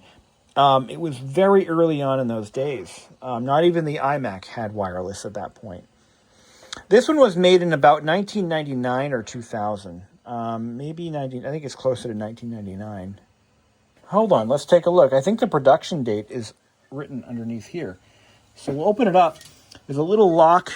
You can draw that back, and there's some little clips here. Let me put my phone down. Little clips. We can lift up that keyboard. It's held in by a magnet. Now, there's no production date. Everything looks good in here. I have had this one completely apart, just making little repairs and tweaking and tightening things. But you could replace the wireless card right there. If it wasn't equipped with one, you could add one. I think the hard drive requires a complete disassembly. Hard drive is right there. Optical drive is right there. It's not removable without disassembly. But everything in here is looking pretty good. Now, what's unique about these Macs, these earlier iBooks and even some PowerBooks, is the smell. Now, there is a very funky odor that these keyboards generate as they get older, and it's almost like feet. It smells like feet, and it's the materials, the adhesives that were used in these keyboards that degrades over time, and it smells like feet. I kid you not. But this is a good running example of a Blueberry G3 iBook. And I bought this one locally from I think its original owner, and it was a really good find. I didn't pay a lot for this one. I think I paid $100, which when I bought it, that was a pretty good rate. I want to find the system profiler, and we'll take a look at what it has. I don't remember where that is, though. It's not under About This Mac. Where is it? Apple System Pro. There it is, under the Apple menu. So it has 288 megabytes of RAM. Really that much? I didn't realize that. Okay, cool. It is a G3 300. So, not too bad. I mean, very capable as far as the G3 Macs go. What makes these special and unique is, number one, there's only one speaker, not two. So, mono audio. Apple cut a lot of costs when they designed this laptop.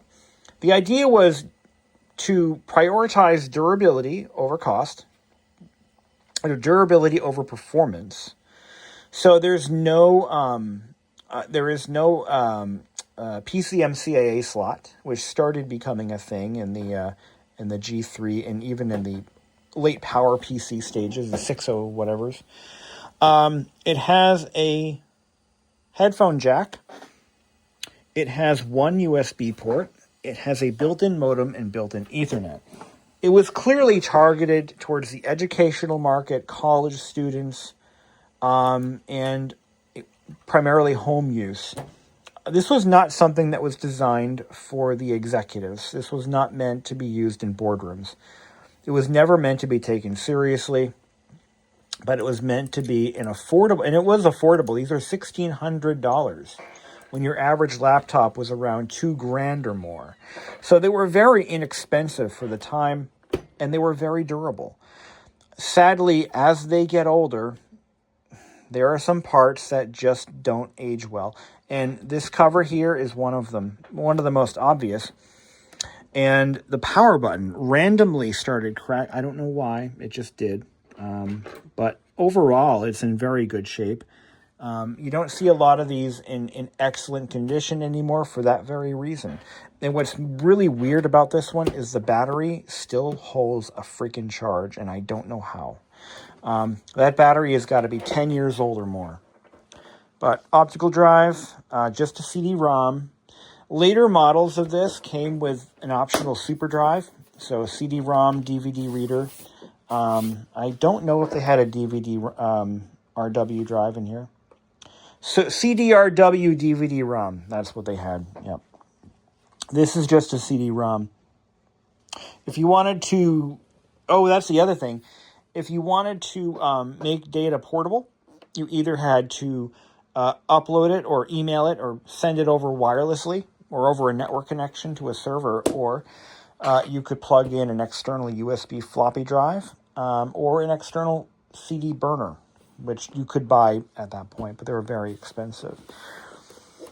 These little pads right here, these little, this is for a charging base. I've never seen one, but I know that's what that's for. So you could actually drop this onto a charging base.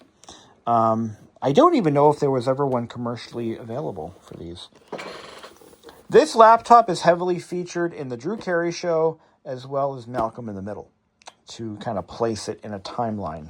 So, anyway, that's it. That's it. I got more, but we're not going to do more. That's going to be it for the day. Thank you for watching. When she leaves you notes like this and lets you own 100 computers and doesn't complain about it, you know, she's the one.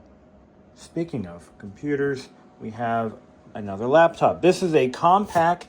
I actually managed to find an original compact case, and I didn't go looking for this. I just happened upon it. I believe at Savers. This is a compact empty case. No, wait.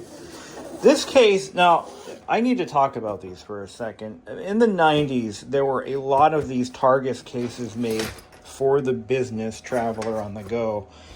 And they were designed to carry a laptop and a printer. That's why there are so many compartments. So the other compartment is for an accessory printer. And anyway, this is my compact, fully restored compact LTE 5400. Now this laptop actually is in need of repair. I need to rebuild the power supply board. I know it's bad. It does act up. But most importantly, this laptop has a rebuilt battery. I rebuilt this battery myself, and I did my best. A for effort. But it's a good functioning battery. This is a non-OEM battery shell. And it's my very first laptop battery rebuild, and it does take a charge. So I just plugged it in. I'm going to actually let this charge. I like to let these charge up every once in a while just to keep the batteries alive. This laptop was rebuilt from the shells of about a dozen machines. No, there's probably 4 laptops here to create one perfect one. And that is the plight of the vintage computer collector, especially laptop collectors. A lot of these machines were used hard and put away wet. And they had a lot of broken plastics and a lot of missing pieces. You know, it can be challenging. If you're a laptop collector, you almost have to have duplicates of every machine. That has been my experience, and I've been doing this for a very long time.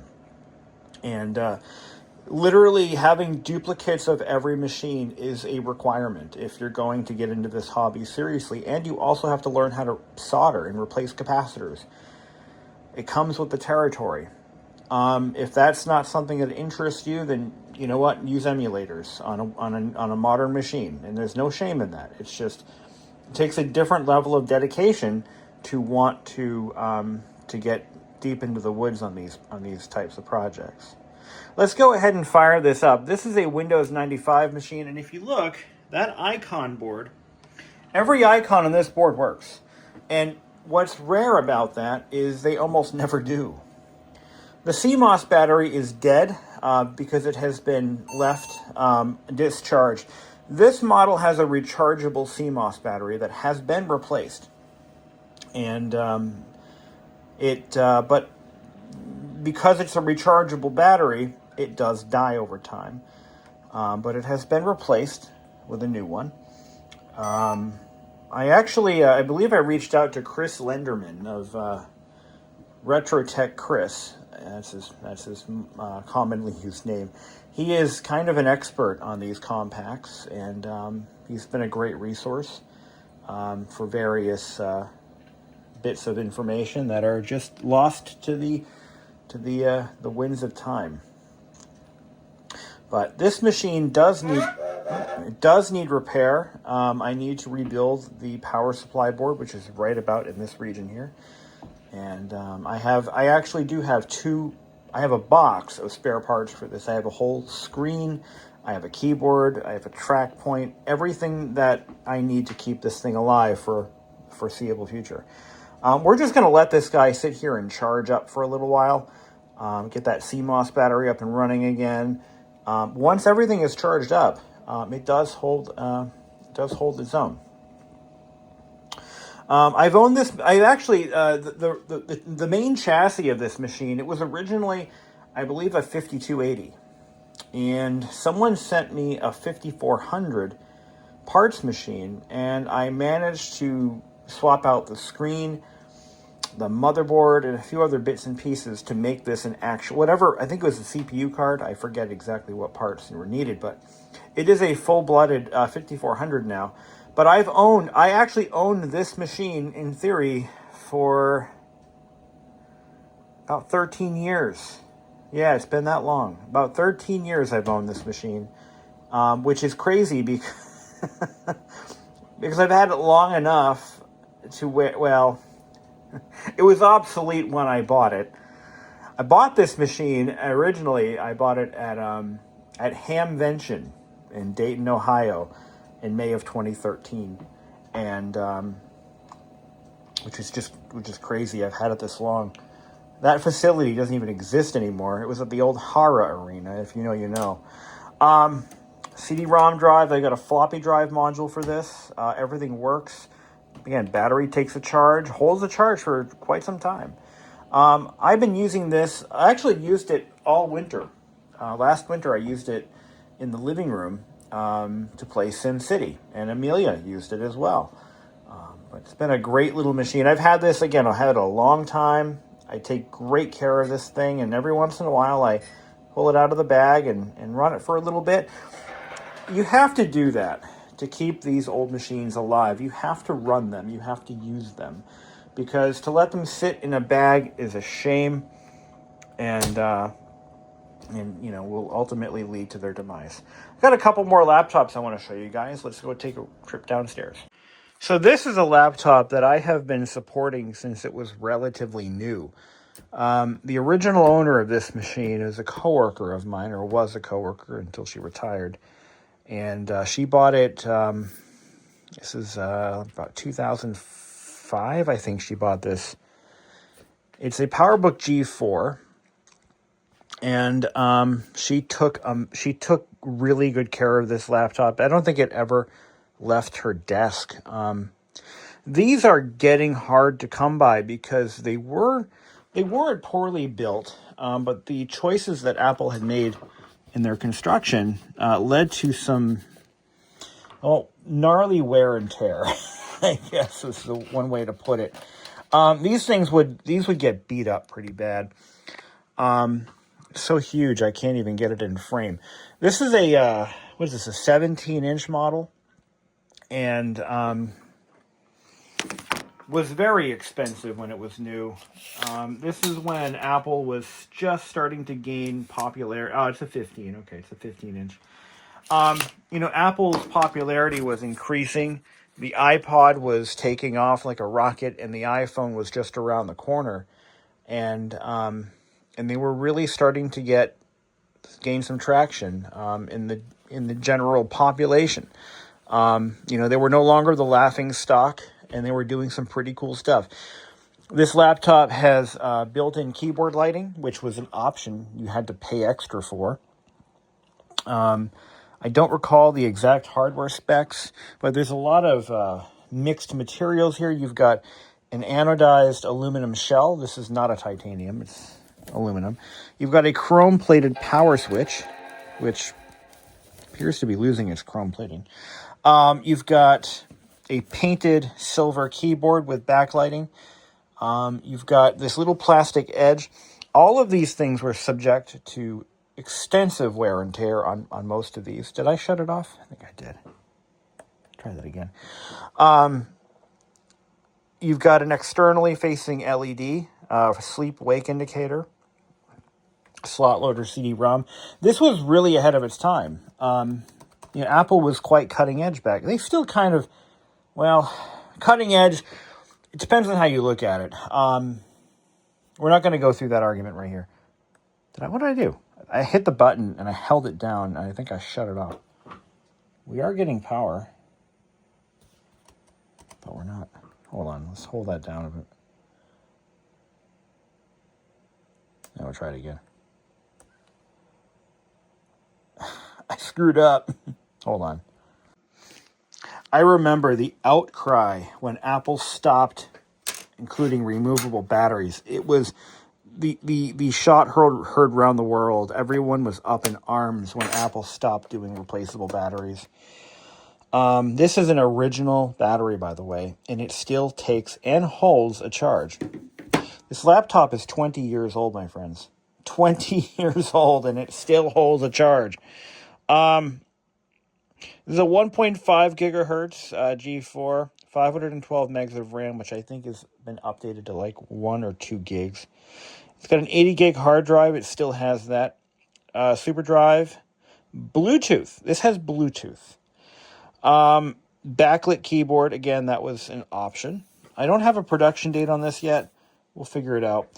I featured this guy in a number of videos, but I do believe this was the very end of the G4 PowerBook, and thus the end of the PowerBook line, actually, because the iBook and the MacBook and MacBook Pro are what replaced this. So it's got the magnetic latch. So look at this. Little magnet kicks that down. I remember, so this is when I became an Apple tech, and I still am one. Still trained, still certified. Why would it turn on? I'll give it a second. I pulled the battery. That should have reset the PRAM. Huh, it died. Well, no, it didn't die. I had to reset the PRAM, shift control, option power. Now, this is one that also likely has a dead clock battery. We'll have to change that. A lot of my machines are suffering from that sort of thing because they just don't get used. But as I was saying, this is probably one of the nicest G4s left. And I had a companion to this. I had one of the nicest G3s left, and I think I got it from the same person, as a matter of fact. But I have since sold that one off to another collector because I just had too many machines. But this one, I actually do use this as a bridge machine. When I'm making, for example, when I'm making discs for the Apples, the Apple IIgs, and for the Apple II Plus that I have. This is the machine I use to make those discs, using the 2GS as a bridge to the bridge. So it's a whole thing. I just recently used this to make a bunch of discs for my my Mac 512. And again, the Apple II Plus and the Mac 512 are healthy and in a good place. They're at my office at work. It's got macOS 10.4. It does still have 512 megs of RAM. I thought I upgraded this one. I guess I did not. What do we got for power? Let's take a look at that battery and see what's going on with that. So the battery has 140 cycles of usage. So that's crazy low. For a machine that's about 20 years old, that is quite nice. And yes, it does still hold the full charge. I have tested it periodically. It does have Wi-Fi. Now, we looked earlier at an iBook G3, and it had a removable keyboard, and so did the titanium PowerBook G3s as well. They had the same removable keyboard, actually going all the way back to the Wall Street Main Street series. The keyboards could be removed without any tools. This generation, the aluminum PowerBook, is where they discontinued that ability. You could change the battery and you can add more RAM. There's a RAM door. You probably saw it underneath. You remove that door and you can add more memory to it. But that was the very end of those days. And then you've got this PCMCIA slot here. Nice little laptop. It makes a great bridge machine, and I'm glad I have this in my collection, even though it is more of a functional piece than something I display, or it's already charging 3%. So we're going to let this guy charge up, and I have to show you two more machines, I believe. I think I only have two more. I do have other laptops at work. They're sitting in a display case. I do have an original OLPC. I have an NEC Versa. I have a digital high note.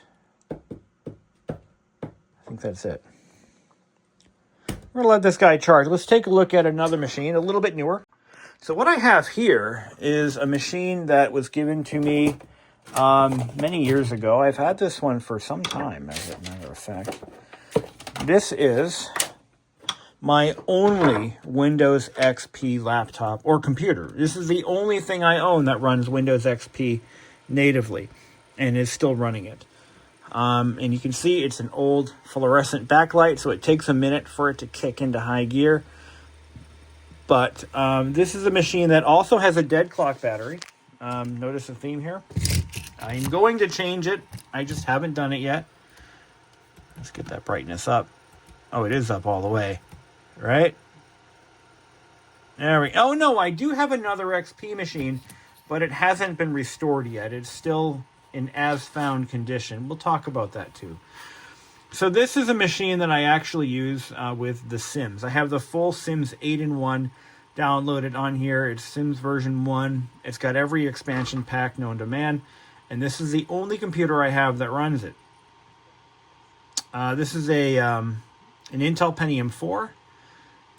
No, it might actually be a...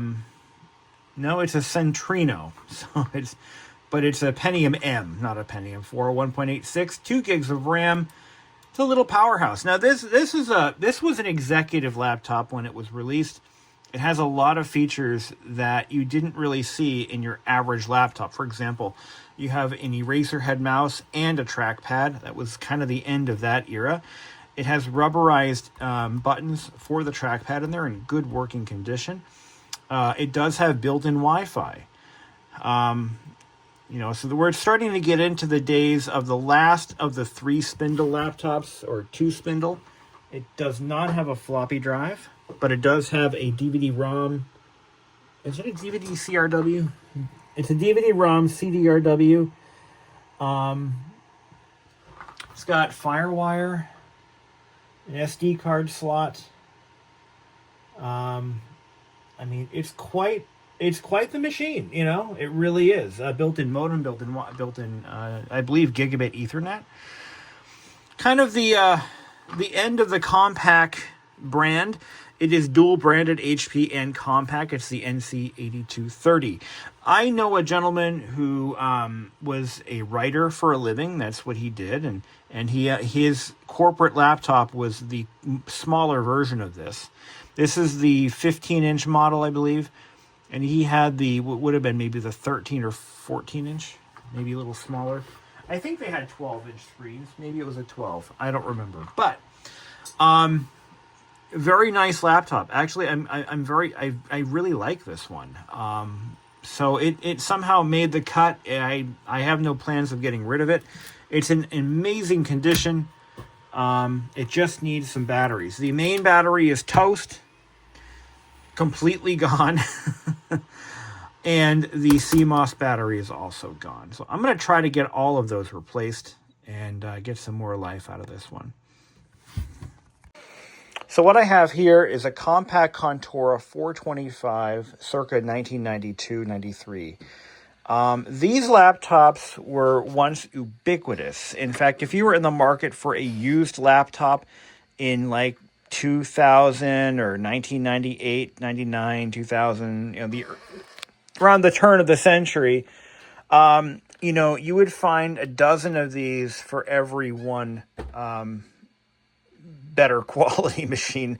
I can't really think of a better way to put it. I personally have owned maybe a dozen of these when I was younger, in middle school and high school. And I've owned like one of every version. I've had color. I've had the active matrix color. I've had the one with the built-in trackball on the side of the screen, just like the LTE 386s did. There were many variants of the Contora full-size model. And then they had the Contora Aeros, which when many collectors hear the compact Contora name, they think the compact Contora Aero. This was the less expensive of the series. And again, these were bought up by the bagful, by parents for their college kids, small businesses that just needed a basic laptop. They were not very expandable. They didn't have PCM-CIA slots. They didn't have a built-in trackball or trackpad. Even when that became the norm in the early 90s, they just had this modified Logitech TrackMan Portable. This is identical to the TrackMan Portable that I purchased for my Toshiba T3200SX. This particular machine has had a complete rebuild. I went right through this one. I recapped the main power board. I even recapped the power supply at one point. I've gone through this laptop. It is it wasn't easy trying to build one of these that had no plastic damage whatsoever, but I managed to pull it off. I had a good chassis to start off with, and I just started buying compact Contora parts off the internet until I found what I needed. This is the exact model I actually owned in high school, the one that I actually carried with me.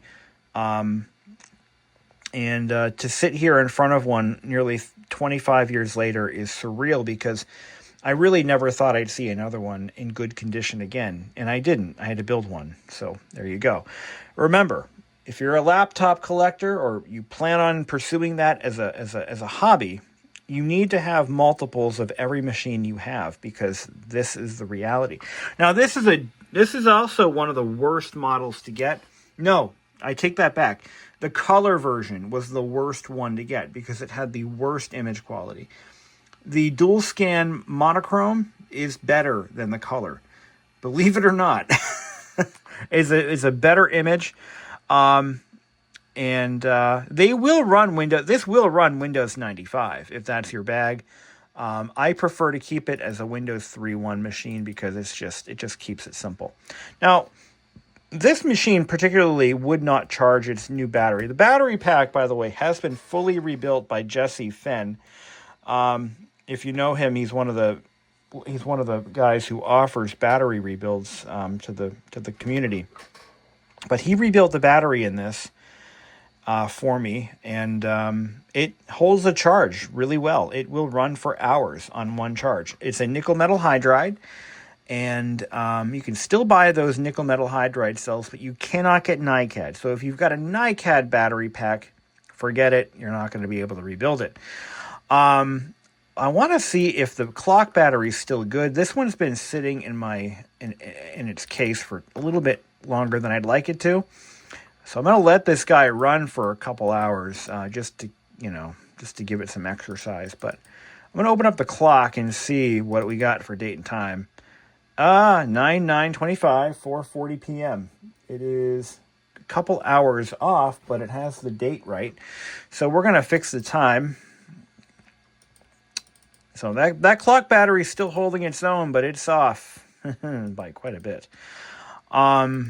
Which happens. That actually happens. That's all right. Now, I think we can change the date and time from the control panel. And yeah, there we go. So we're going to change the time to, it is now 6:48. I don't believe Windows 3.1 supports daylight savings time clock changing, so there's that. So it'll be off in a couple weeks again. Anyway, so this is my Contour 425. It is a machine that I'm happy to have in my collection, even though these machines weren't so great. This one even has a rebuilt sleep resume battery that just doesn't work. That circuit doesn't work on this one.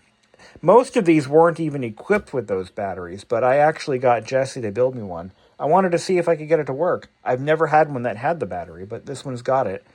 And it doesn't seem to do anything. Well, anyway. We're going to let her run for a bit, and I have one more laptop to show you, and then we can call it a night.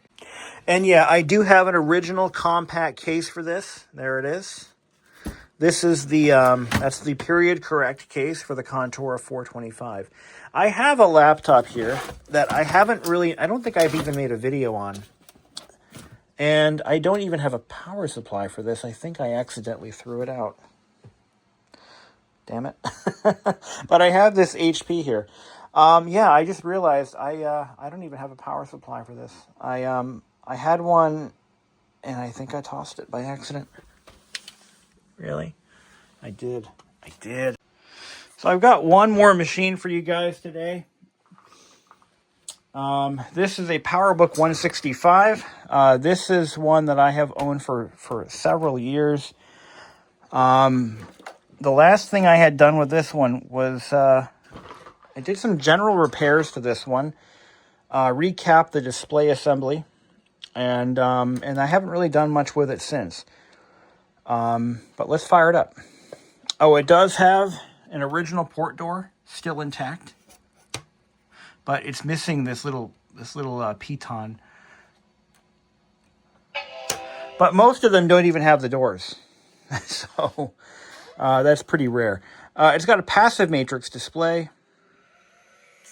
Ooh, listen to that hard drive. Ooh, it sounds fun. Crusty. Here's another one. I should let this guy run for a little while. Oh, that doesn't sound good at all. But it booted right up. First attempt, straight away. This one actually has a CD-ROM drive. I have a Panasonic CD-ROM drive for this thing. I don't know what it has for specs. Let's take a look. So it's a 165. It's got 4 megs of RAM. Passive display. I also have a PowerBook 170. That is currently on display at work. I think that's where it is. And we got a dead clock battery, naturally. It's a 20 meg hard drive. Crazy stuff. No. That's 20 megs used. I think it's actually a 40 or an 80. Is there a get info? Let's see. How do I tell? What am I running for an OS here? It's 7.1. Okay. If I do a get info, it doesn't show me the size or the free space. It just says size.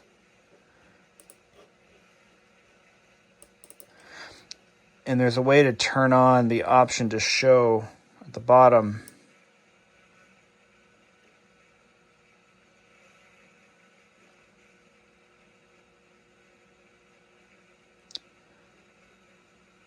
is under control panel. I can turn that on. Calculate folder sizes or something like that.